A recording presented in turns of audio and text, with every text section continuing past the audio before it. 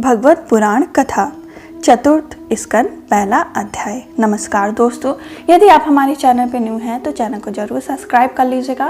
Bell icon को press करके comment box में जय श्री हरिकेश जय श्री हरि विष्णु अवश्य लिखिएगा।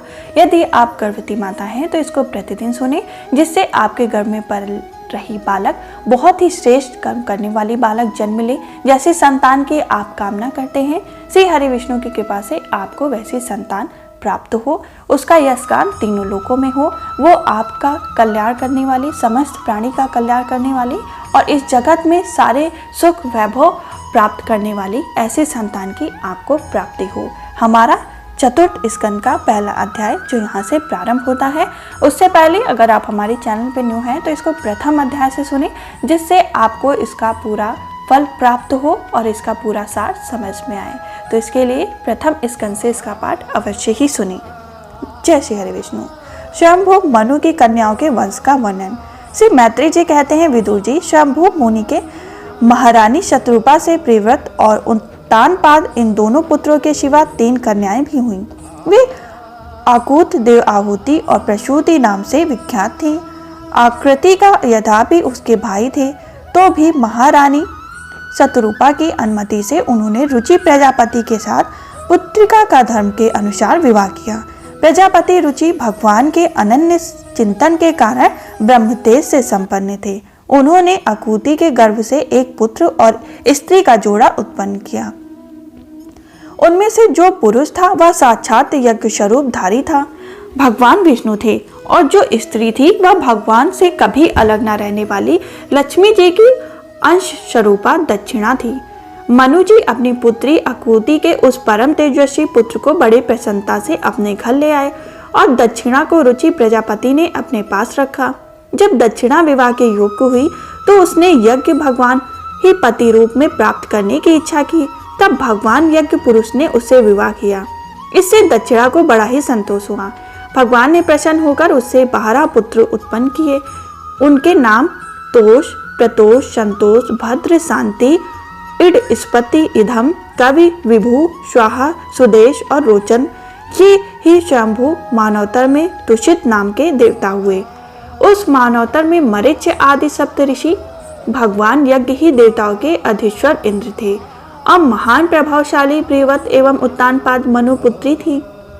वह मानवतर उन्हीं दोनों के बेटों, पोतों और 2 हितों के वंश से छा गया। प्यारे विदुर जी, मनु जी ने अपनी दूसरी कन्या देव आहुति कर्दम जी को ब्याही थी।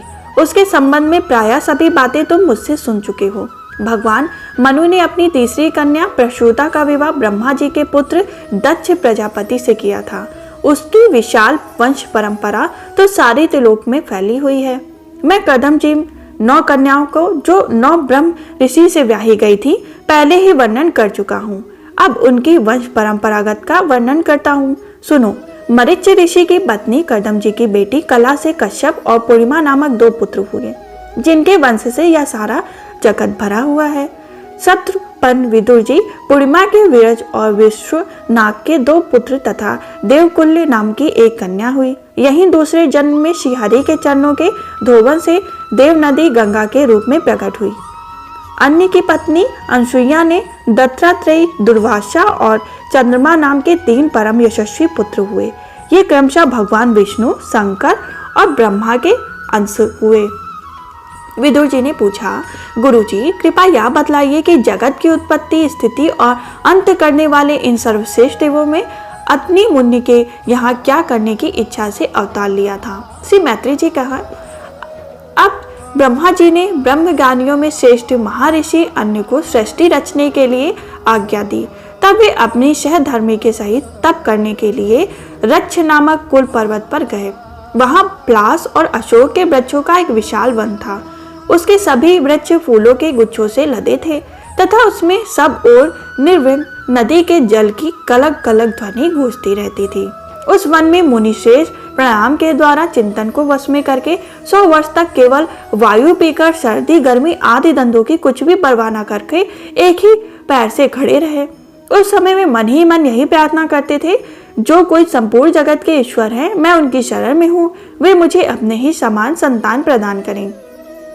तब यह देखकर कि प्राण रूपी ईंधन से प्रज्वलित हुआ। अन्य मुनि तेज उनके मस्तक से निकलकर तीनों लोगों को तपा रहा था। ब्रह्मा, विष्णु और महादेव तीनों जगतपति उनके आश्रम पर आए। उस समय अप्सरा, मुनि, गंधर्व, सिद्ध, विद्याधर और नाग उनका श्रेयस गा रहे थे। उन तीनों का एक ही था। प्रादुर्भाव होने से अन्य मुनि का अंतःकरण प्रकाशित हो उठा। उन्होंने एक पैर से खड़े खड़े ही उन देवी देवताओं को देखा और फिर पृथ्वी पर दंड के समान लौटकर प्रणाम करने के अंतर्गत अर्धपुष्पित पूजन की सामग्री हाथ में ले उनकी पूजा की। वे तीनों अपने अपने वाहन हंस, गरुड़ और बैल पर चढ़े हुए थे तथा अपने कमुंड, चक्र, त्रिशूल चिन्हों से सुशोभित थे। उनकी आंखों से कृपा की वर्षा हो रही थी। उनके मुख पर मंद हास्य की रेखा थी जिससे उनकी प्रसन्नता छलक रही थी। तेज से चौंधिया कर मुनिवर ने अपनी आंखें मूंद ली। वे चित्त को उन्हीं को ओर लगाकर हाथ जोड़कर अति मधुर और सुंदर भावपूर्ण वचनों से लोगों को सबसे बड़े और उन तीनों देवताओं की स्तुति करने लगे। अत्रि मुनि ने कहा, भगवान, प्रत्येक कल्प के आरंभ में जगत की उत्पत्ति, स्थिति और लय के लिए जो माया के सात्विक तीनों गुणों का विभाग करके भिन्न भिन्न शरीर धारण करते हैं, वे ब्रह्मा, विष्णु और महादेव आप ही हैं। मैं आपको प्रणाम करता हूँ। कहिए, मैंने जिनको बुलाया था, आप में से वे कौन महान भाव हैं? क्योंकि मैंने तो संतान प्राप्ति की इच्छा से केवल एक सुरेश्वर भगवान की ही चिंतन किया। फिर आप तीनों यहाँ पधारने की कृपा कैसे की? आप लोगों तो देहधारियों के मन की भी गति नहीं है, इसलिए मुझे बड़ा ही आश्चर्य हो रहा है। आप लोग कृपा करके मुझे इसका रहस्य बतलाइए। श्री मैत्री जी कहते हैं, सामर्थ्य विदुर जी, अत्रि मुनि के वचन सुनकर वे तीनों देव हंसे और उनसे मधुर वाणी में कहने लगे। देवताओं ने कहा, ब्राह्मण, तुम सत्य संकल्प हो, अतः तुमने जैसा संकल्प किया था वही होना चाहिए। इससे विपरीत कैसे हो सकता है? तुम जिस जगदीश्वर का ध्यान करते थे वह हम तीनों ही हैं। प्रिय महर्षि, तुम्हारा कल्याण हो। तुम्हारे यहाँ हमारे ही अंश स्वरूप 3 जगत विख्यात पुत्र उत्पन्न होंगे और तुम्हारे सुंदर यश का विस्तार करेंगे। उन्हें इस प्रकार अभीष्ट वर देकर तथा पति पत्नी दोनों से भली भांति पूजित होकर उनके देखते ही देखते तीनों सुरेश्वर अपने अपने लोकों को चले गए। ब्रह्मा जी के अंश से चंद्रमा, विष्णु जी के अंश से योगवेता दत्तात्रेय और महादेव जी के अंश से दुर्वासा ऋषि अत्रि के पुत्र में प्रकट हुए। तब अंगारिका ऋषि की संतानों का वर्णन सुनो। अंगारिका की पत्नी श्रद्धा ने शीनीवाली, कुहुल, राका और अनुमति इन 4 कन्याओं का जन्म दिया। इनके सिवा उनके साक्षात भगवान उत्पत्ति और ब्रह्मनिष्ठ बृहस्पति ये 2 पुत्र भी हुए, जो स्वरचित दोष मानवता में विख्यात हुए। पूर्व स्वस्थ के उनकी पत्नी हावी भूष से महर्षि अगस्त और महातपस्वी विश्वा ये 2 पुत्र हुए। इनमें अगस्त जी दूसरे जन्म में जठराग्नि हुए। विश्वा मुनि के इंद्रविडाक के गर्भ से यक्षराज कुबेर का जन्म हुआ और उनकी दूसरी पत्नी केशनी रावण, कुंभकर्ण एवं विभीषण उत्पन्न हुए। महामते, महर्षि पुलह की स्त्री परम ही साध्वी गति से कर्मश्रेष्ठ वरियान और सहस्र ये 3 पुत्र उत्पन्न हुए। इसी प्रकार कुत्र की पत्नी क्रिया ने ब्रह्म तेज से दीप्तिमान बल की याद 60,000 ऋषियों का जन्म दिया। शत्रुतपन विदुर जी, वशिष्ठ जी की पत्नी ऊर्जा, अरुंधति से चित्रकेतु आदि 7 विशुद्ध चित्त ब्रह्म ऋषियों का जन्म हुआ। उनके नाम चित्रकेतु, सुरुचि, विरजा, मित्र, उलबाड़, वृषभान और घुमान थे। इनके सिवा उनकी दूसरी पत्नी से शक्ति आदि और भी कई पुत्र हुए। अथवा मुनि की पत्नी चित्तन दंड दधीच नामक एक तपोनिष्ठ पुत्र प्राप्त हुआ, जिसका दूसरा नाम अश्वशिरा भी था। अब भृगु के वंश का वर्णन सुनो। महाभाग भृगु जी ने अपनी भार्या ख्याति से धाता और विधाता नाम पुत्र पैदा किए। श्री नाम की एक भगवत परायण कन्या उत्पन्न की। मेरु ऋषि ने अपनी अयाति और नियति नामक कन्याएं क्रमशः धाता और विधाताओं की ब्याही। उनसे उनके मार्कंड और प्राण नामक पुत्र हुए। उनमें से मार्कंड के मार्कंडे और प्राण के मुनिवर वेदशिरा जन्म हुए। भृगु ऋषि के एक कवि नामक पुत्र भी थे। उनके भगवान शुक्राचार्य हुए।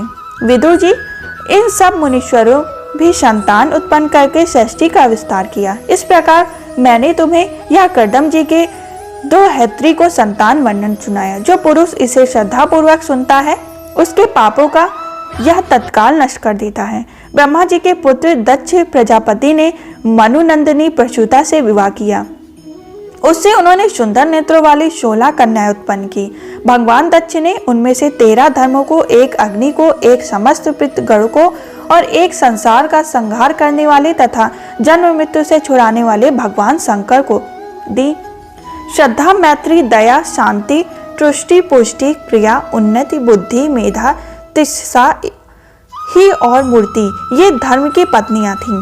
इनमें से श्रद्धा ने शंभु मैत्री से प्रसाद, दया, अभय, शांति से सुख, तुष्टि ने मोद और पुष्टि ने अंगार को जन्म दिया।